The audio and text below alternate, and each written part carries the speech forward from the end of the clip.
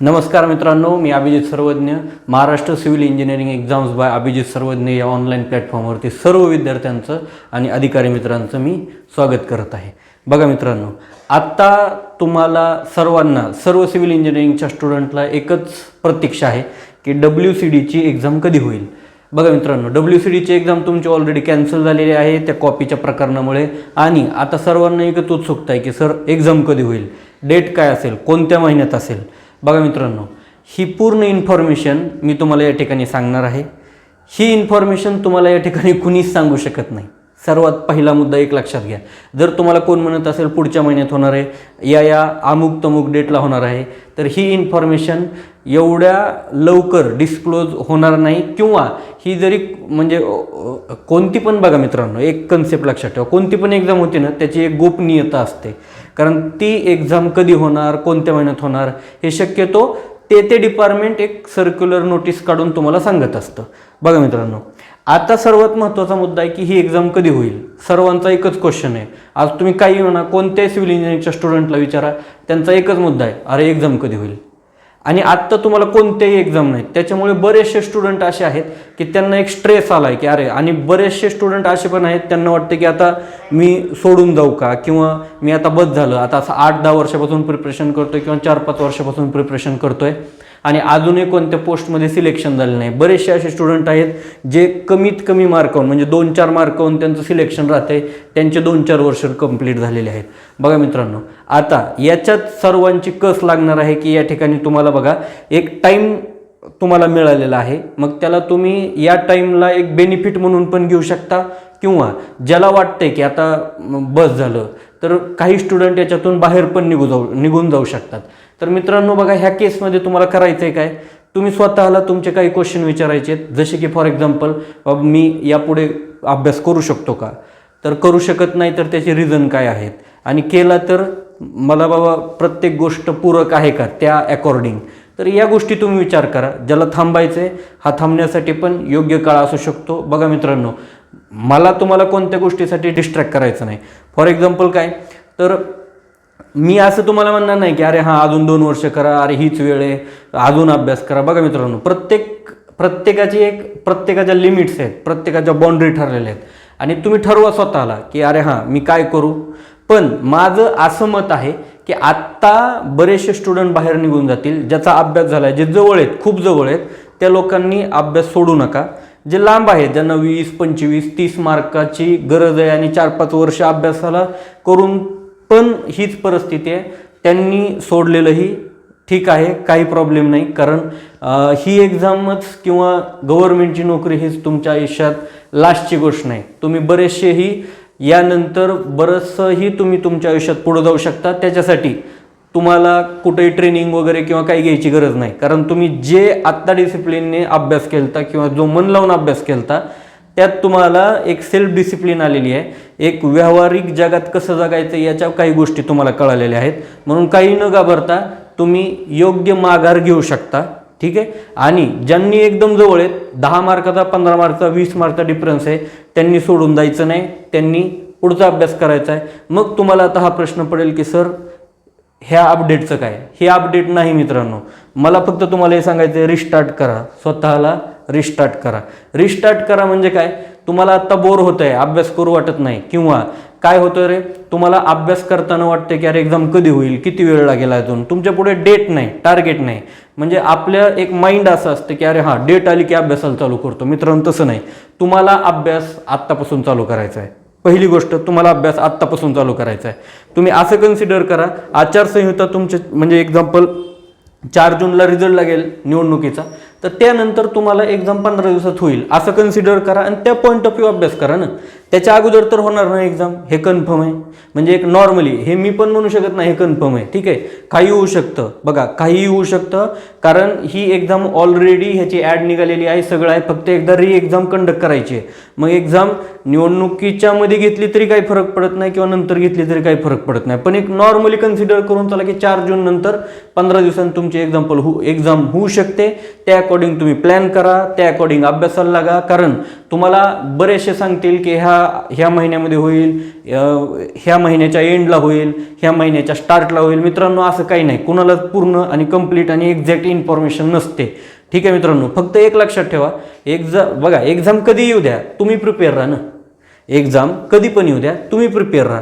म्हणजे बघा, जो खरा योद्धा असतो ना, तो असं नसतो वाट बघत की एखादं आक्रमण करायला बाहेरच्या राज्याचं सैन्य येईन आणि मी त्यावेळेस मला ते दिसायला लागलं की 2-4 दिवसाचा टाईम मिळेल किंवा माझी गुप्तहेर जे काही यंत्रणा आहे तो मला सांगेल 15 दिवस की अशी अशी हालचाल चालू आहे, मग मी माझ्या एक्सरसाइजला म्हणजे लढाईच्या जे काही गोष्टी आहेत त्याला तयारी करेन आणि मग लढाई देईन. तसं नसतं मित्रांनो, योद्धा हा ऑलवेज रेडी असतो. म्हणून तुम्हाला पण मित्रांनो त्या पॉईंट ऑफ व्ह्यूच अभ्यास करायचा आहे की माझी पुढच्या येणाऱ्या 15 दिवसात एक्झाम होईल.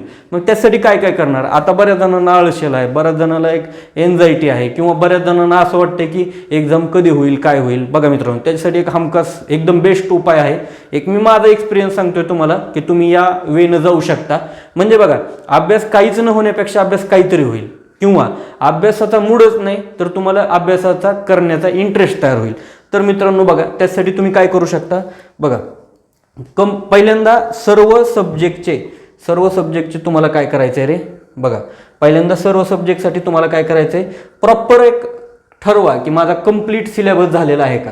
बघा, कंप्लीट कंटेंट झालेला आहे का, सर्वात महत्त्वाचं आहे. बघा हे मित्रांनो, कंप्लीट कंटेंट झालेला आहे का. नसेल झाला, काही कंटेंट राहिला असेल तर तो तुम्ही ॲड करू शकता तुमच्या अभ्यासात. मग तो सब्जेक्ट वाईज करायचा. बघा, सब्जेक्ट वाईज करायचा. ठीक आहे.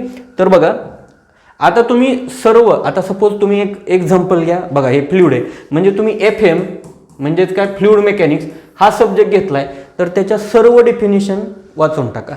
बघा, 1 तासात त्या सब्जेक्टच्या सर्व डेफिनेशन तुमच्या नोट्स असतील, रेफरन्स बुक असेल किंवा टेक्स्ट बुक असेल, कॉलेजचं बुक असेल, SPPचं बुक असेल, MSBTचं बुक असेल, जे पण आहे तुमच्याकडे, किंवा एखादं हँडबुक आहे. शक्यतो हँडबुक कोणतंही वापरू नका, माझं हे स्पष्ट मत आहे. कारण एक्झाममध्ये सिलेक्शन होणाऱ्या लोकांचं पर्सेंटेज हे स्वतः अभ्यास करून, रेफरन्स बुकमधून अभ्यास करून, स्वतःच्या नोट्स तयार करून अशा लोकांचं पर्सेंटेज जास्त आहे, ना की तुम्ही कुठेतरी जाऊन काहीतरी कुठून तरी शोधून आणताय आणि ते वाचताय आणि त्याच्यातून अभ्यास करताय. मित्रांनो, हे फक्त दाखवणाऱ्या गोष्टी असतात. तुम्हाला अजून ह्या सर्व गोष्टीची पूर्ण कल्पना नाही. कशा प्रकारे स्टुडंट क्लासेसवाले दाखवतात की हां, जर तो एका इंटरव्ह्यूला गेलाय तरी त्याला लावून टाकलं जातं, एखाद्या टेस्ट सिरीजला गेलाय तरी तो आमचा स्टुडंट आहे असं लावून टाकलं जातं. अशा अफवांपासून किंवा अशा चमकोगिरीपासून सावधान राहा. सर्वात महत्त्वाचं, स्वतःवर विश्वास ठेवा, स्वतःचा अभ्यास करा. कारण तुम्हाला सिलेक्शन कोणता क्लास, कोणती अकॅडमी किंवा कोणता माणूस देणार नाही. मान्य आहे, तुम्हाला गायडन्स पाहिजे, पण फक्त गायडन्सच पाहिजे. बघा मित्रांनो, अभ्यास तर तुम्हालाच करायचा आहे. FM सर्व डेफिनेशन करायच्यात. बघा, मी आता पूर्ण कंटेंट सांगणार आहे, व्यवस्थित लक्ष द्या. बघा, ह्या वेनं तुम्ही जाऊ शकता, म्हणजे इंटरेस्ट येईल तुम्हाला, बोरिंग वाटणार नाही. एकदा बुकमधून काय करा, पूर्ण डेफिनेशन रीड करा. फॉर एक्झाम्पल, आता फ्लुइड आहे. बघा, फ्लुइडची डेफिनेशन काय, अँड आयडियल फ्लुइड. बघा, आयडियल फ्लुइडची तुम्हाला डेफिनेशन विचारले फॉर एक्झाम्पल, तर ideal fluid is a fluid that is incompressible. जे काय पाहिजे, इनकॉम्प्रेसिबल पाहिजे. And internal resistance. बघा, नो इंटरनल रेजिस्टन्स म्हणजे 0 विस्कॉसिटी पाहिजे. त्याला आपण काय म्हणतो, आयडियल फ्लुइड. हेच एक्झाममध्ये येतात, हे 0 विस्कॉसिटी आणि ते इनकॉम्प्रेसिबल पाहिजे. म्हणजे असे वर्ड तुम्हाला लक्षात ठेवायचे. मग हे तुम्ही रिवाईज करा, सगळ्या डेफिनेशन वाचा. फक्त डेफिनेशन वाचायचं, बाकी काहीच बघायचं नाही. बरोबर. म्हणजे एक टार्गेट ठरलं आपलं काय, की मी पहिल्या तासात डेफिनेशन वाचेल. नंतर काय करणार, नंतर मी सर्व डायग्रॅम बघणार. बघा, रेफरन्स बुकमध्ये किंवा तुमच्या जे काही नोट्स आहेत त्याच्यात बऱ्याचशा डायग्रॅम असतात, तर मी डायग्रॅम बघणार. फॉर एक्झाम्पल, बघा, डायग्रॅममधून पण तुमचा एकदम बेस्ट अभ्यास होऊ शकतो. कारण इथं व्हिज्युअली तुम्ही कनेक्ट होता त्या कंटेंटशी. व्हिज्युअली म्हणजे तुम्हाला दिसतं सगळं की अरे बाबा, हां, इथला हा पार्ट आहे, या साईडचा हा पार्ट आहे. म्हणजे फोटो कॉपी इमेज तुमच्या डोक्यामध्ये, माइंडमध्ये ते तयार होते. म्हणून ह्या टाईपचा अभ्यास पण खूप इम्पॉर्टंट असतो. फॉर एक्झाम्पल, बघा, ही आता आर्चची डायग्रॅम आहे, आर्चची. मग बघा, याच्यामध्ये बऱ्याचशा टर्म आहेत. फॉर एक्झाम्पल, बघा, आता क्राऊन म्हणजे काय, किंवा एक्स्ट्राडोस म्हणजे काय, डेप्थ काय असते, डेप्थ कुठून मोजतो आपण, इंट्राडोस म्हणजे काय, राईज कुठून असतो, बरोबर. नंतर सॉफिट म्हणजे काय, बरोबर. स्प्रिंग लेवल म्हणजे काय, हे जे जॉईन करणारे लेवल असते त्याला स्प्रिंग लेवल म्हणतो. तर ह्या गोष्टी तुम्हाला डायग्रॅममधून इझिली कळतात, आणखी कळतात. ठीक आहे. म्हणून प्रत्येक सब्जेक्टच्या आज आपल्याला काय करायचं आहे, अर्ध्या तासात सर्व डायग्रॅम बघायच्यात. एकदम केअरफुली बघा, म्हणजे डायग्रॅम बघताना काय होतं, आणखी आपलं माइंड फ्रेश होतं. बघा, अशा पद्धतीने तुम्ही अभ्यास करू शकता. पुन्हा आणखी बघा सर्व फॉर्म्युले बघा. आज आता काय करायचं आहे, ठीक आहे, FM मी काय केलं, डेफिनेशन पाहिल्या, सर्व डायग्राम पाहिल्या, आता मी सर्व फॉर्म्युले पाहणार. म्हणजे एक एक कळतंय तुम्हाला. पूर्ण आपण स्ट्रक्चरला FMच्या पूर्ण सब्जेक्टला आपण काय केलं, कॅटेगराईज केलं, डिस्ट्रीब्यूट केलं, डिवाइड केलं. कशामध्ये, तर डेफिनेशनमध्ये, डायग्राममध्ये, फॉर्म्युल्यामध्ये. तर फॉर्म्युला काय, फॉर एक्झाम्पल आता मी या ठिकाणी दुसराच फॉर्म्युला घेतला आहे. फॉर एक्झाम्पल हा सुपर इलेव्हेशनचा फॉर्म्युला आहे. तर सुपर इलेव्हेशन काय, E + F = V² / 127R. तर हा फॉर्म्युला तुम्हाला माहीत पाहिजे. प्लस नंतर 75% डिझाईन स्पीडला काय असतो, म्हणजे डिझाईन स्पीड आपण कन्सिडर करत असतो रोड डिझाईन करताना किंवा एलिव्हेशन डिझाईन, म्हणजे जे काही तुमचं एलिव्हेशन आहे सुपर एलिव्हेशन ते डिझाईन करताना त्यानंतरचा फॉर्म्युला काय, म्हणजे ह्या गोष्टी तुम्हाला कळल्या पाहिजेत. प्रत्येक फॉर्म्युला बघा, प्रत्येक फॉर्म्युला रफ पेजवरती लिहून काढा. म्हणजे काय होईल, म्हणजे तुम्हाला टार्गेट कळालं का हां आता मी फॉर्म्युलेच करणार आहे. असं सर्व सब्जेक्टचं करायचं आहे मित्रांनो, ठीक आहे. म्हणजे काय होतं, तुमचा आळस येत नाही, तुम्हाला अजून अभ्यास करू वाटतो, ठीक आहे. नेक्स्ट बघा टाईप्स आणि मेथड बघा. आता फॉर एक्झाम्पल आता हे पॉप्युलेशन फोरकास्टिंग म्हणजे काय, एन्व्हायरमेंटल इंजिनिअरिंगमध्ये वॉटर सप्लायच्या पार्टमध्ये हे पॉप्युलेशन फोरकास्टिंग आहेत. म्हणजे तुम्हाला एखाद्या सिटीचे टोटल जे काही पॉप्युलेशन आहे, कारण त्याला आपल्याला पाणी द्यायचं आहे, वॉटर द्यायचं आहे, ड्रिंकिंग वॉटर असेल किंवा डोमेस्टिक पर्पजसाठी असेल, तर त्यासाठी कोणत्या मेथडने आपण त्या सिटीची पॉप्युलेशन काढू शकतो पुढच्या 10 वर्षासाठी, 20 वर्षासाठी, 30 वर्षासाठी किंवा पाठीमागची पण.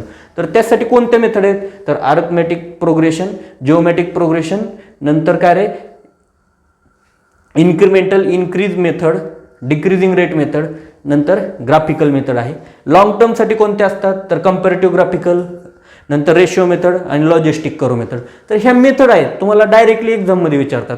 Which of the following is not a method for forecasting population of a city.